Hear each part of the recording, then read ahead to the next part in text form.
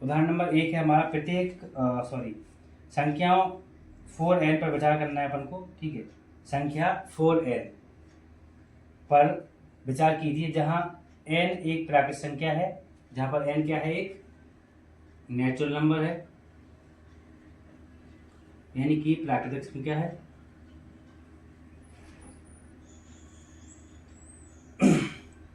जांच कीजिए कि क्या n का कोई ऐसा मान है जिसके लिए 4n अंक 0 पर समाप्त होता है। ठीक है, तो हम सिंपल सा इसमें लिखेंगे हल। हल लिखने के बाद सीधा आप लोगों को थोड़ी सी जो है डेफिनेशन यहाँ पे लिखनी पड़ेगी। यदि संख्या, अब लिखिए, यदि संख्या 2 × 5 के गुणनखंड के रूप में होती है, के गुणनखंड के रूप में होती है, यदि संख्या 2 × 5 के गुणनखंड के रूप में होती है तो वह 0 पर समाप्त होगी, तो वह 0 पर समाप्त होगी। ठीक है, आप लोग एक छोटी सी चीज समझ लीजिए। यहाँ पर 2 × 5 यानी इक्वल क्या होता है, 10, तो 0 पर समाप्त होगी। ठीक है, ये यहाँ पे बोला जा रहा है। जैसे चूंकि 4n इक्वल है अपना काय के 2 × 2 के वर्ग के। ठीक है, देखिए यहाँ पर अपन इसका 2 × 2 करेंगे तो इस प्रकार से हमारा टूट जाएगा। ठीक है, और 2 × 5 के गुणनफल के रूप में नहीं है। ठीक है, मतलब इसके रूप में है और इसके रूप में के गुणनखंड के रूप में नहीं है। ठीक है, अतः संख्या n के किसी भी प्राकृतिक मान के लिए 0 नहीं होगी। ठीक है, अतः संख्या n के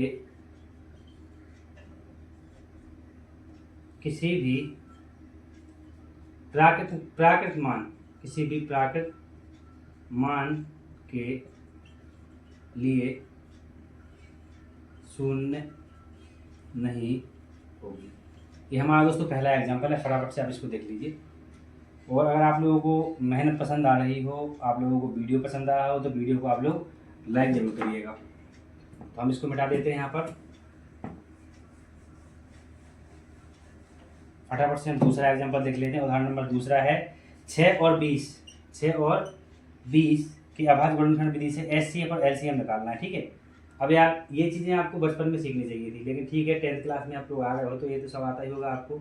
इसको 6 को अलग करेंगे, 20 को अलग कर देंगे। ठीक है, यानी कि आप गुणनखंड करिए 3, इसके गुणनखंड करिए 10, 5 और 5। ठीक है, अब हमको एलसीएम निकालना है। ठीक है, तो 6 का कितना है 2 × 3, 20 का कितना है 2 × 2 × 5। अब हमें एक बात बताइए दोस्तों, अगर आप लोगों ने कभी एलसीएम पढ़े होंगे तो एलसीएम का मतलब क्या होता है। ठीक है, आपको ये बताना है कि एलसीएम का मतलब क्या होता है। ठीक, इन दोनों संख्याओं में से जो कॉमन है, जैसे 2 कॉमन है इसमें भी 2 कॉमन है, तो उसका एचसीएफ कितना निकल आएगा 2 × 1, यानी कि एचसीएफ 2 निकल आएगा। अब एलसीएम कैसे निकालोगे आप लोग बताओ, एलसीएम कैसे निकालोगे, 3 दूनी 6, ठीक है, 2 दूनी 4, 4 5 20।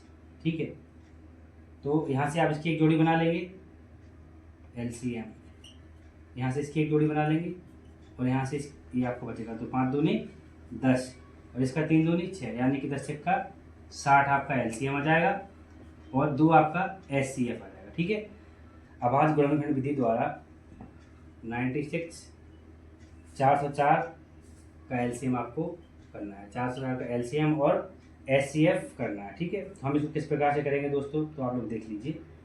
हम यहाँ पर इसको ज्ञात कीजिए और फिर इनका एलसीएम ज्ञात कीजिए। ठीक है, एलसीएम ज्ञात करना है और इसका एचसीएफ भी आपको ज्ञात करना है। ठीक है, तो चलिए दोस्तों यहाँ से हम शुरू करते हैं। अब देखिए यहाँ पर क्या होगा, हमारा यहाँ पे पहली संख्या है, यहाँ पे दूसरी संख्या है। ठीक है, हम यहाँ पे इसका एलसीएम निकाल लेंगे और एचसीएफ भी। अब हम अगर इन दोनों में से कोई भी एक चीज़ हमारे पास मिल जाती है अगर हम लोगों को, तो हम यहाँ से इनमें से किसी एक को भी आसानी से निकाल सकते हैं। ठीक है। एक फॉर्मूला होता है LCM HCF ज्ञात करने के लिए, जब आपको कोई दो संख्याएं दी हुई हों और एक LCM HCF ज्ञात करने का बोला जाए।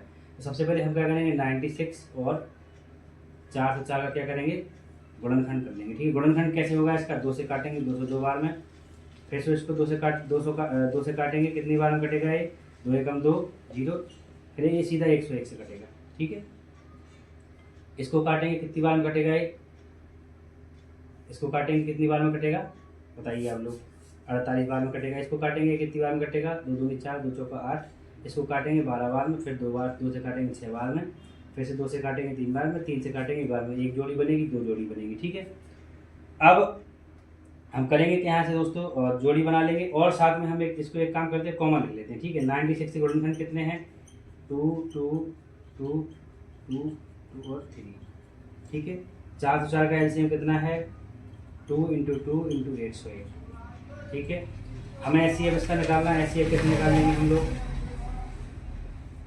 HCF कैसे निकाल लेंगे बताइए आप, lowest common factor, lowest common least, LCM least common, और इसका फुल फॉर्म अभी मुझे याद नहीं आ रहा, लेकिन आप लोग देख लीजिए सबसे कम है।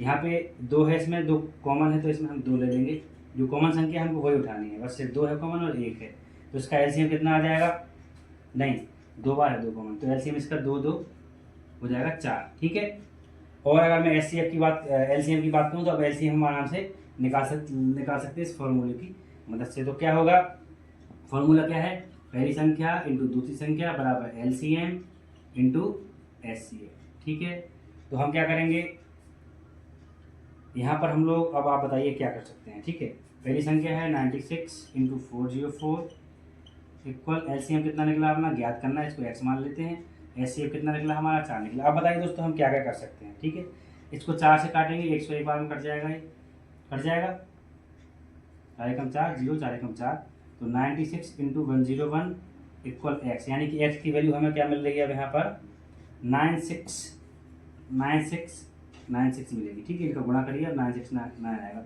मतलब कि हमारा LCM कितना निकला आया, LCM हमारा कितना निकला 9696, और HCF कितना निकला था, HCF कितना निकला था यहाँ पर हमारा 4। ठीक है, तो ये हमारे आंसर हो जाएंगे, बहुत ही सिंपल हैं, बता दूँ इनको।